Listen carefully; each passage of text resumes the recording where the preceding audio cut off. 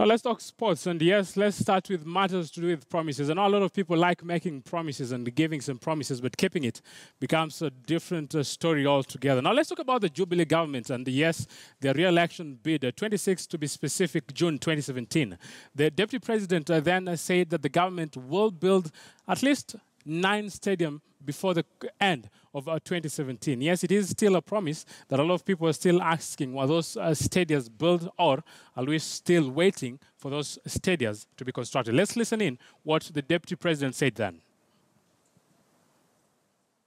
As we talk today, I know many people, I have heard many people discuss about, okay, you made promises, you haven't kept some of them.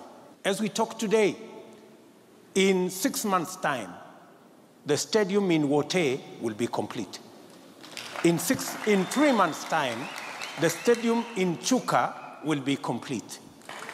In 3 months' time, the stadium in Moyale will be complete. In 6 months' time, the stadium in Kamarin in West Pokot, which is historic, will be complete. In a couple of months, the stadium in Eldoret will be complete. In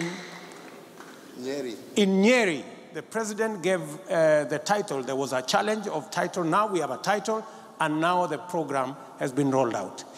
In Kiambu, in another 3-4 months, the stadium will be complete.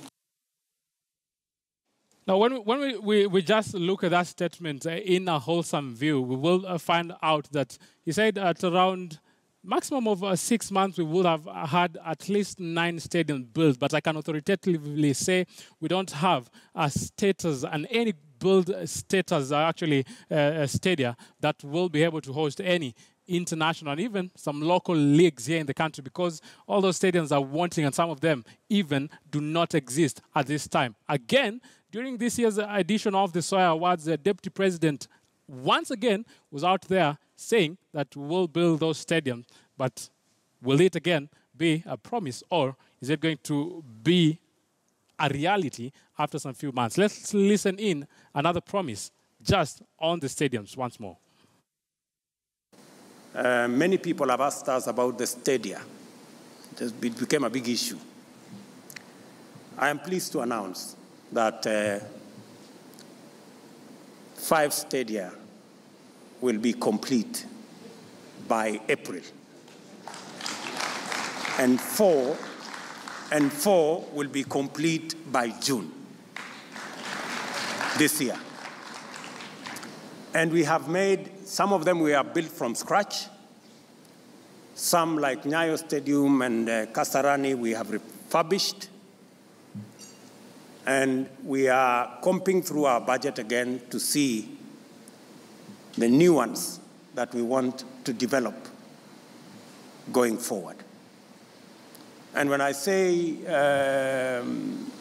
the stadia, I mean in far-flung areas. In Marsabit, we have a stadia that will be complete in 2 months, world-class stadia, IAAF compliant, that can be used by football, stadia in Makueni, in Meru, in my hometown in Eldoret, in Kamarin, and on. And so we've spent almost 4.2 billion shillings to get this stadia up and running, and we will work with counties to continuously ensure that sports infrastructure is developed. I think I also believe that it is time that people need to take a lot of responsibility, because we're talking about building a world-class stadium in Marsabit in a time of 2 months, saying that it will be completed, and it has even not started being constructed. Talking about world-class facilities, I think there is a lot that needs to be done, and actually the Jubilee government needs to step up and be able to honor some of the pledges that they have been making to the sportsmen and women in this country. I think it will be with a lot of respect to the athletes and also to every sports stakeholder in the country, not only to make these promises, but make these promises become a reality. Now, let's talk about a team that will be struggling maybe when they go to Sydney Sevens on 26th coming Friday, because we're talking about the Rugby Sevens team. Talk about the sponsorless Rugby Sevens team, a team that they are saying maybe we will be cutting the salaries of our players because we don't have money on our side. The team will be led by Oscar Uma, the captain himself. Samuel H. will be the vice captain of Oscar Uma. Remember, Andrew Monde comes back to the team. He was not a part of the team that did the national duty when they went to Dubai at the same time to Cape Town, but he returns. The squad also sees the likes of Ada Owira, Eden Aguero, Brian Tanga, very, very instrumental chap. He will also be featuring Nelson Oyo of Nakuru, will also be in action in matters to do with the Sydney Sevens in Australia. Remember, Kenya has been pulled in Pool B, and they will be playing against Argentina. They will also be playing against France. At the same time, the Kenyan team will be playing against Wales. The team has a lot of financial constraint, a lot of financial struggles, but they remain confident and optimistic. Maybe they will have what it takes to go out there and rack in points for the national team. Remember, that team currently sits on the 11th position at the HSBC World Sevens ranking. They have a total of, they got 10 in the opening leg in Dubai. They got 3, so that is a total of 13 points. Now, let's talk about another team that is struggling in matters to do with boxing here in the country. That is the Kajiado Boxing Club. For them, they are saying we want to have a 2018 season that might be spicy, but you know we have a lot of challenges. One being that we don't have a facility to train on, but we believe all will be well at the end of 2018. The 2017 boxing season ended with controversy after Kenya Police Chafua was stripped of the National Boxing League title after being found guilty of match fixing, a ruling that saw the league title officially awarded to the Kenya Defence Forces. Teams are now back to the drawing board, sharpening their arsenal, and Ongata Rongai Boxing Club is preparing to compete in the Nairobi National League in 2018. Kama last year tumeenda tukacheza michezo vizuri, tukakuwa namba 2. Hata hii mara tumejua kucheza vizuri. It promises to be an exciting boxing season, with the Ongata Rongai Boxing Club preparing its amateurs who will take part in the Nairobi Novice for a grueling battle. A proper training facility is the biggest hurdle for the young team of boxers who want to box as long as it takes. The promising talent currently trains at the St. Mary's Catholic Church only from Monday to Friday and gets a little or no time to punch practice on the weekends. Pole mwenyewe tumeomba, hatuna wafadhili. Tunategemea sisi tujitegemee kivyetu, hakuna mwenye anatutegemea anaweza tufadhili hata kidogo. Na county government inaweza tusaidia, watupatie sponsorship yenye walikuwa wametuambia. MP wa Rongai alijaribu akatuambia alituahidi atupatia pesa, mpaka wale walitupatia pesa. The Nairobi Novice competition will be held on 23rd February this year and has attracted a total of 12 teams so far, and this will just be a warm-up before the National League.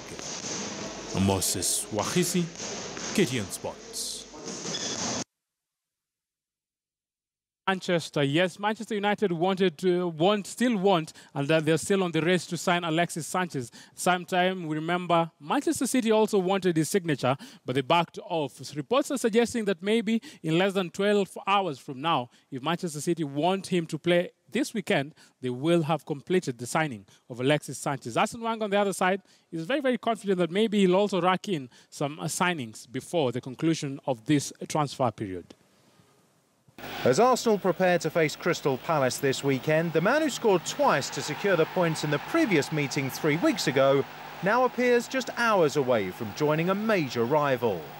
I've worked on transfers for 30 years, you know, so it is likely to happen, but any moment, any minutes, things can break down. That's how the transfer market is.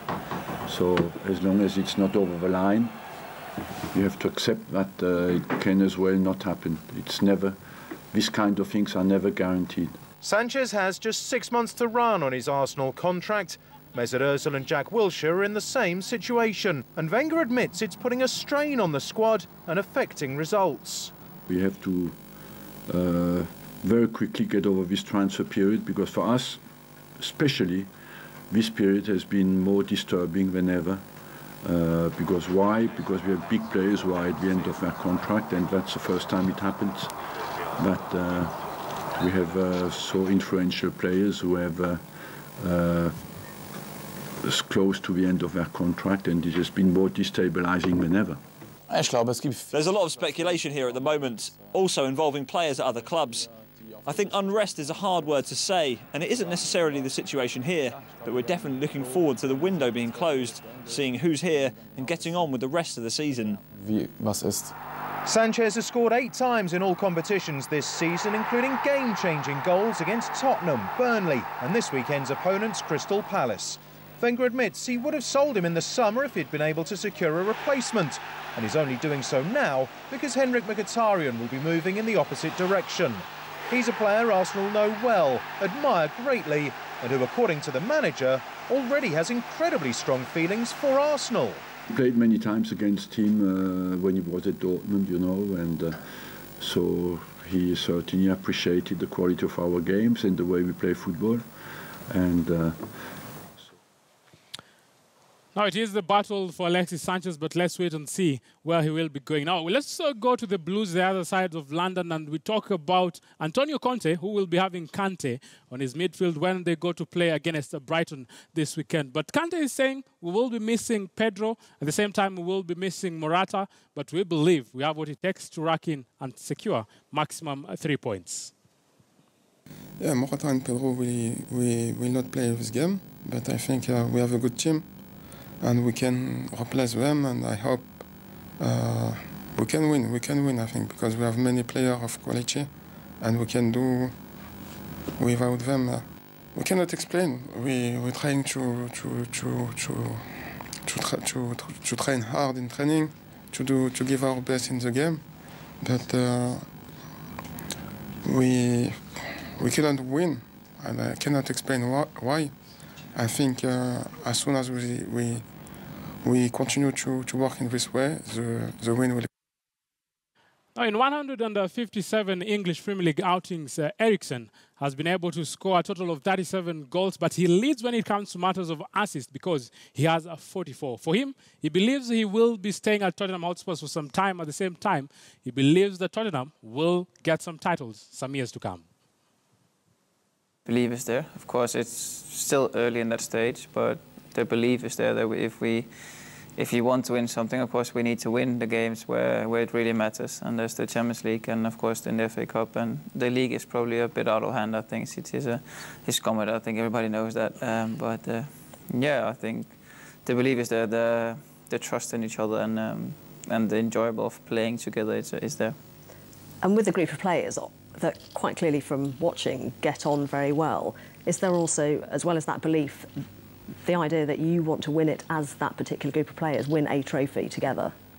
Yeah, no, I think every team has it. I think every team, of course, wants to win something. Some of them are lucky enough to get a trophy or a few more. And of course, we haven't had anything at Spurs, so of course it'll be new for us to be in that position.